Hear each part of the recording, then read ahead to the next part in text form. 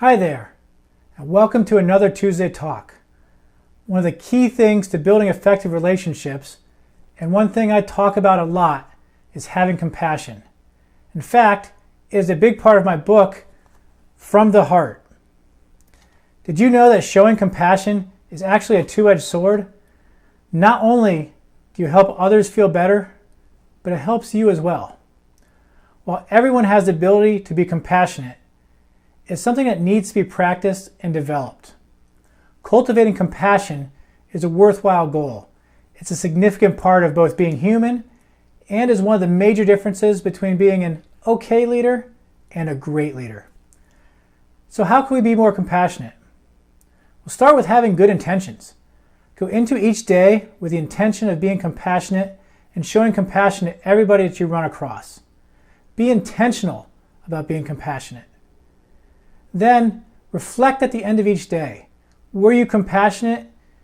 And where could you have been more compassionate? Think back through everything you did that day. Do that analysis. Next, focus on the similarities that you share with others. Human brains are great at spotting differences. It's kind of what we do, and really it explains a lot of what's going on in the world today. However, we have to make a conscious effort to spot the similarities, which it's kind of backwards. It's really not hard to spot the similarities. We actually have a lot more similar as human beings than we have differences. For example, we all need love, attention, happiness, affection, food, shelter, and chocolate. Maybe not the last one, but we'll get into that at a different time. Next, be empathetic. With everything going on, with the fast pace of business, it's easy to focus on ourselves. One trick to help with this is to consider the similarities that others share with your own loved ones. Now imagine that your loved one is suffering or having a hard time. If you can see another person as being similar to your loved one, it will become easy for you to be sensitive to what they're going through. Another thing, and this is probably where you should start, is be compassionate with yourself. You might have noticed that the least compassionate people are those that are the hardest on themselves. Often this is cloaked in words such as perfectionist or hard driver, and a lot of times it's celebrated as a great thing. You know, these words have often had such great positive connotations in the past.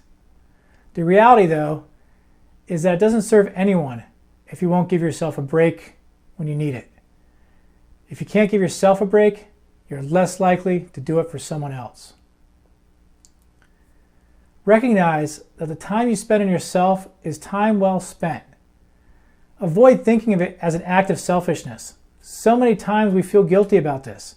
We feel like we're being selfish when we take time for self-care. Well, don't be guilty. You are just as important, or maybe even more important, as anyone else. Let go of needing to be perfect. Nobody's perfect, so it's a game that you just can't win. If you can let yourself off the hook, you will be able to have the compassion to let others off too. Be fully present with others. The ultimate act of compassion is to be 100% present with someone. Be supportive and a good listener while keeping your focus on a person that you're talking to. This can be really hard when the other person's hurting.